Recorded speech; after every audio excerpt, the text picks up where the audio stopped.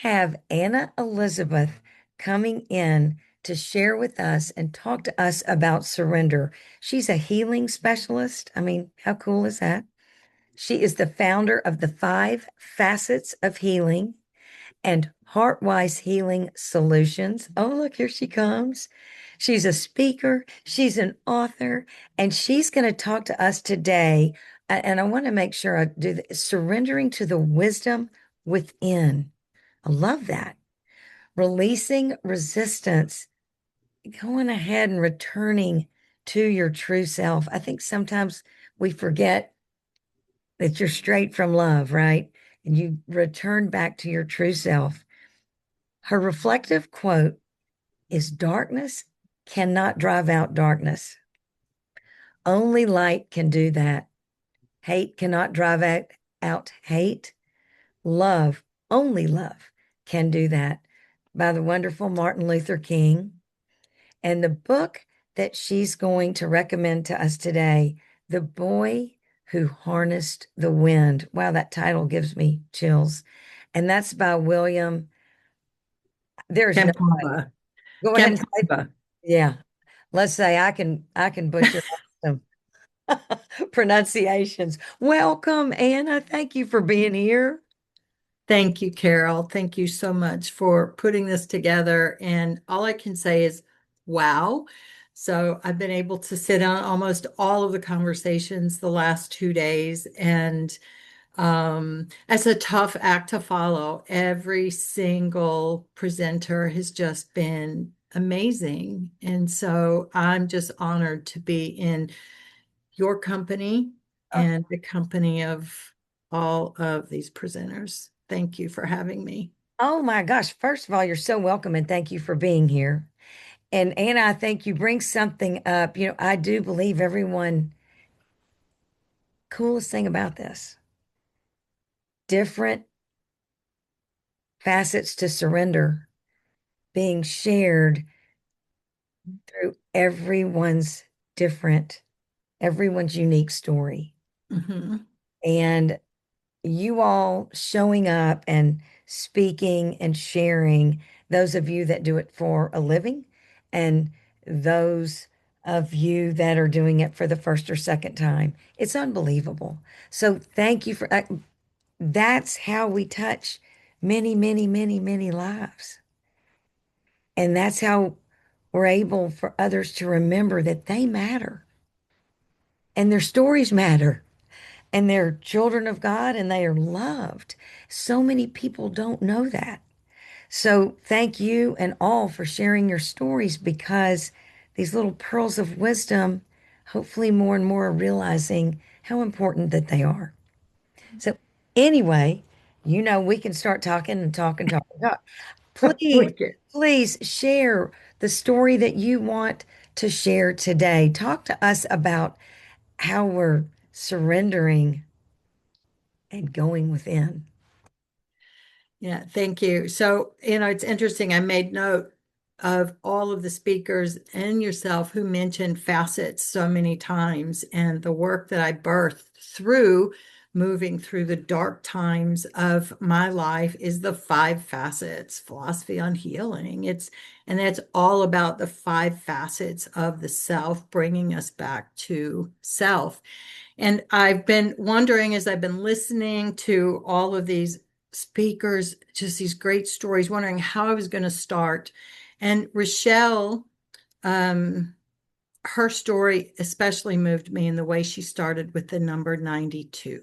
Mm, So I'm going to start with the number 26.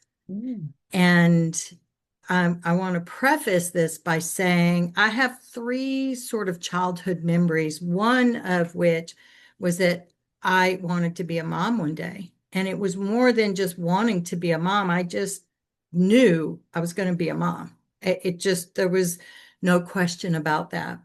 And on May 11th of 1990, I was graced with the birth of my first child.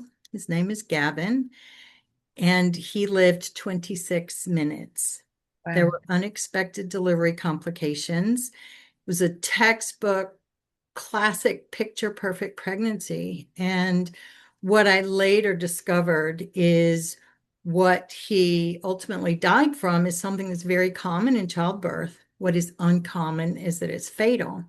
Mm, And the trajectory of the next 7 years went like this: the death of my firstborn, two second trimester miscarriages, two complicated but successful pregnancies, a 6 week psychiatric stay for severe depression, and one final pregnancy. 6 weeks before that child was born, I discovered that my husband and my best friend were having an affair.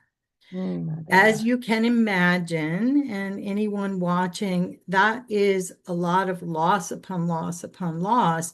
And so it's just compounded over the years.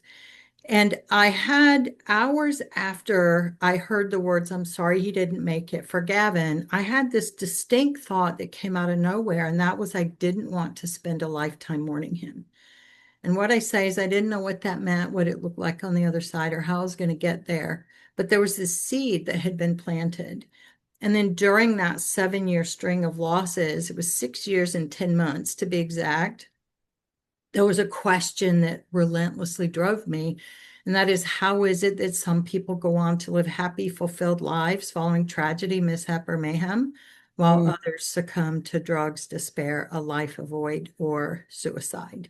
wow. And William Kemkwamba, actually, his story of survival in South Africa during the famine is he was one of the images that I held in my mind, because he truly transcended what many of us will never live through. Mm, And so anyway, the morning that I discovered the affair, I found myself sitting slumped on a heap in the floor, against my back against the washing machine, and literally I had nothing left.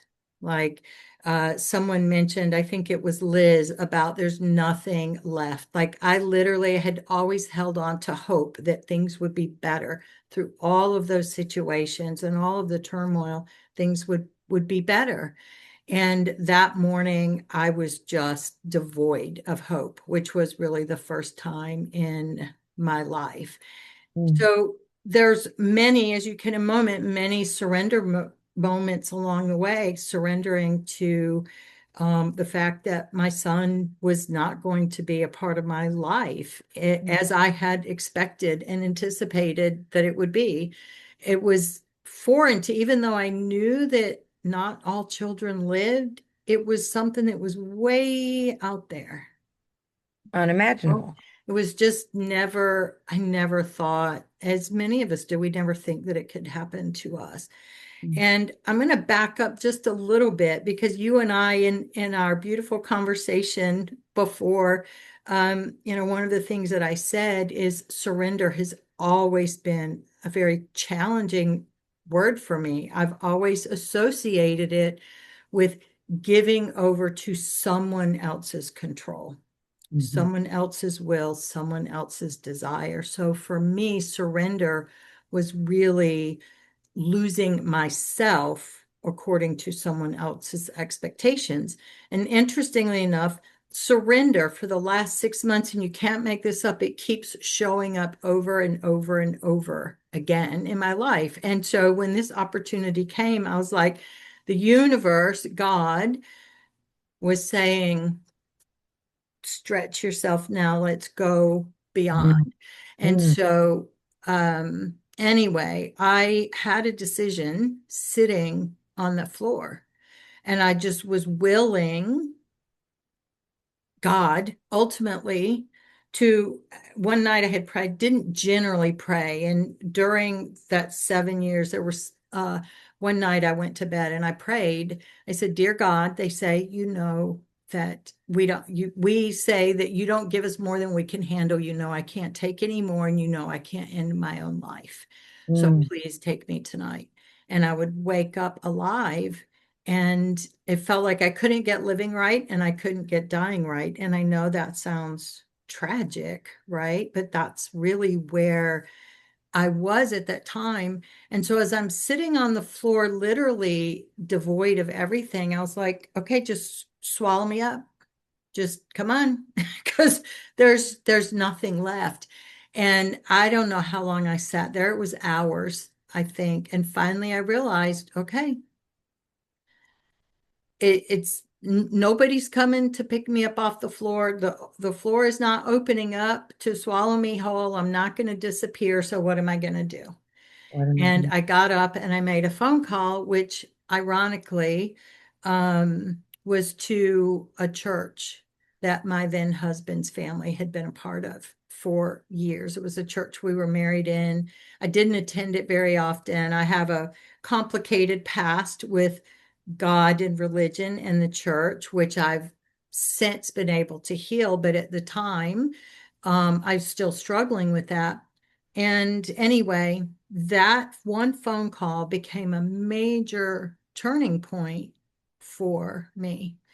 Wow. And as I have reflected these last 6 months on the word surrender, for me, it's always been acceptance was a word that I used, accepting that I couldn't change the past. I couldn't change my son's death. I couldn't change the miscarriages, trying to accept this is where I am and I can choose what I want to do with it. Just like I chose that day sitting on the floor that, okay, I'm going to get up and I'm going to make a phone call.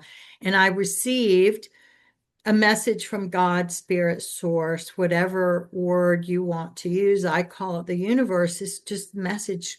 All of a sudden, it's like call this pastor. And it'd been years since I'd been in the church.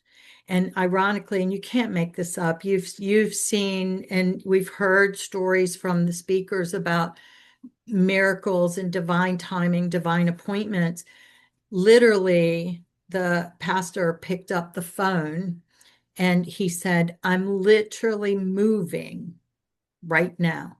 The moving truck is in the driveway. We are getting like ready to pull out in minutes. And he took the time to pick up the phone and he Wow. said, I can't personally help you because I'm literally moving, but I'm being guided to share this woman's name with you and phone number. Please call her. And that was the turning point. Whoa. Whoa.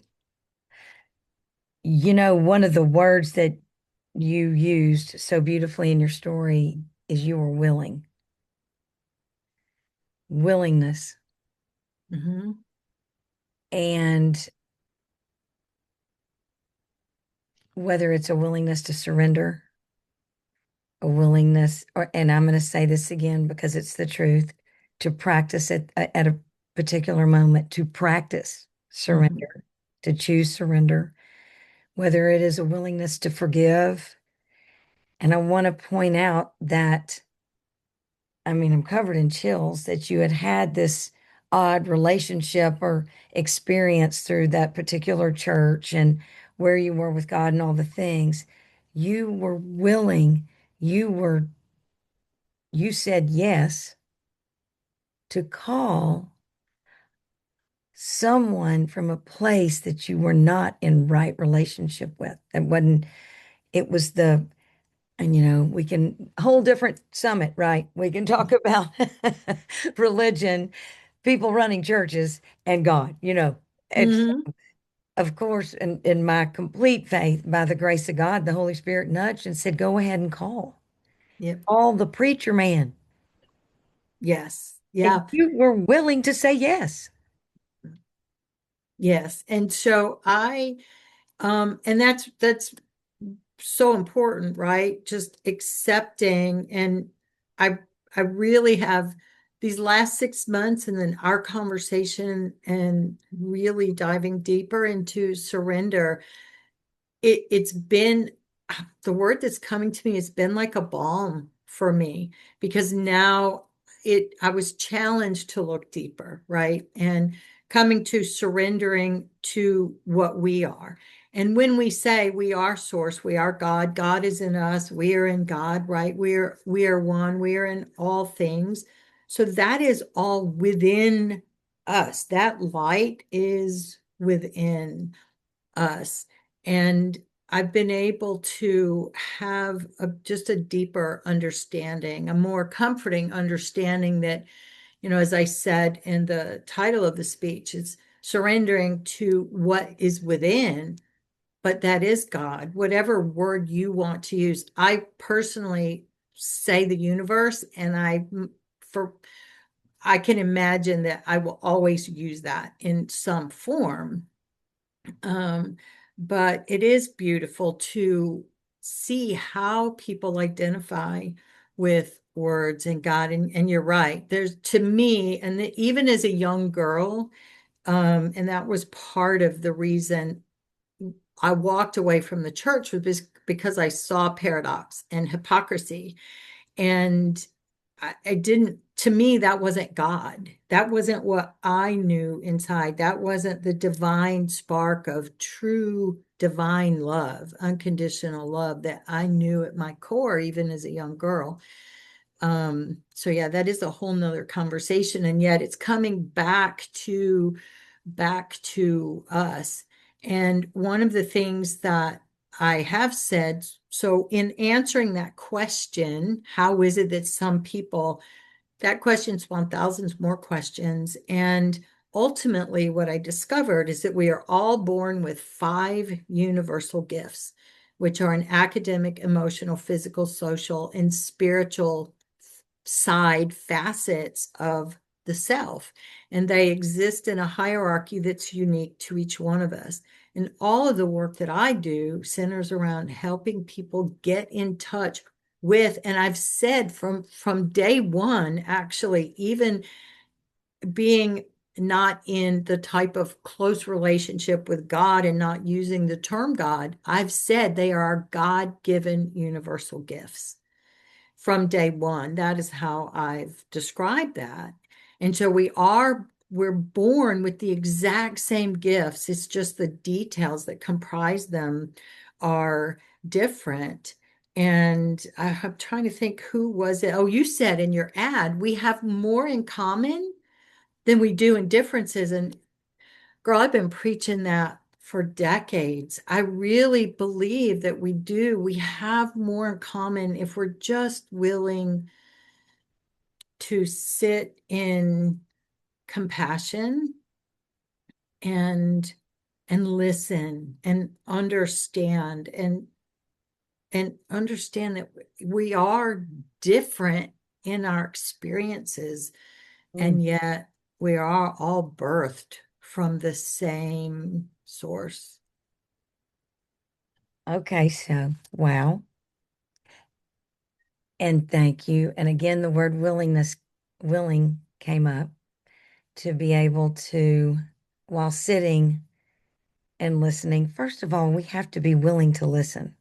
Mhm. And we have to be willing to go ahead and be curious. And we'll have you come share that story because there are quite a few people that want to share that story where they've had this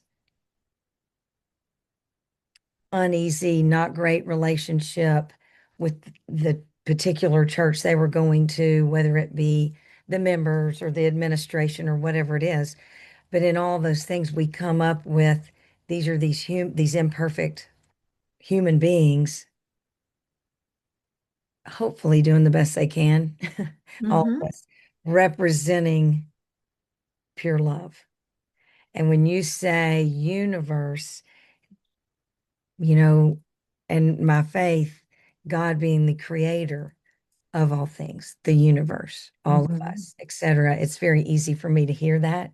Mhm. I hope that everyone that's listening, again, yesterday we said we're going to surrender judgment and pick up curiosity and love and light to become more understanding. And Father, Son, Holy Spirit, people are I love to understand where people, where their faith comes from, whatever that faith is, and what those stories are. And there's a scripture, and you're talking about who we are within. To live in God is to live in love, which means God in you. and Absolutely. you're saying, let's go there. Hmm. And then the Yeah. other thing you said you've always said is our God-given gifts. I may not have, and you maybe added something in there. To each of us has been given these gifts, some multiple, maybe some just one, and it's from different stories. And I do feel it's a response. We have a responsibility, not just an opportunity. Opportunity sounds like it's just for us, right? But to have a responsibility to grow those gifts, well, how do you grow them? You share them. You share the story. Let's say, and it is funny that, we share, let's say we share the same gift. Some people can't see that due to where they are in their stories in or from me, but they can from you. This is about collaboration and helping one another grow one another's God-given gifts. Hmm. There could be so many in the audience. They're like, whatever. I can't hear that from Carol. You and I could say the same thing, but they can hear it from you. It's Hmm. just important that they hear it. They hear it right. Exactly. And what I always say is, this is not the gospel. I have had a lot of experiences and I've done a lot of soul searching and soul work and academic work and human work. And like everyone, right? We've all done our work in some form or another. This isn't the gospel. And I say, take what resonates. So take what resonates from Carol's story, from Melissa's story, from Liz's story, from Anna's story, from Joe Schmo's story. Like, take what resonates with you and create your own tapestry is what I say. And one of the things, I'm going to jump tangent a little bit, because one Okay. of the places that I want to really go, coming back to within, is, I had that message, right? That thought. So for many of us, and for myself for a long time, I thought it was me thinking, and it really was the universe, God, my spiritual team, all of them saying, call that priest. They planted that thought into my head, call that priest. And for so many of us, and in the work that I do in life and spiritual coaching and helping people, one of the questions that I often get is, how do I know?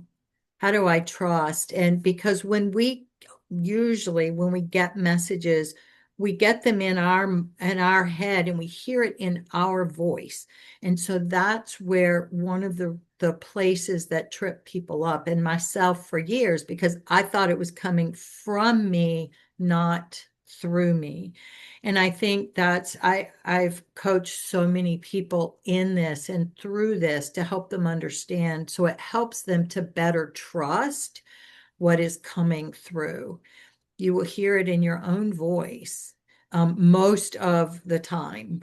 And this is a whole nother tangent, but I've had twice in my life where I have had a voice from outside of me. And I do consider that to have been, both of those times, a command from something outside of me, what many people would call God, source. It was a command.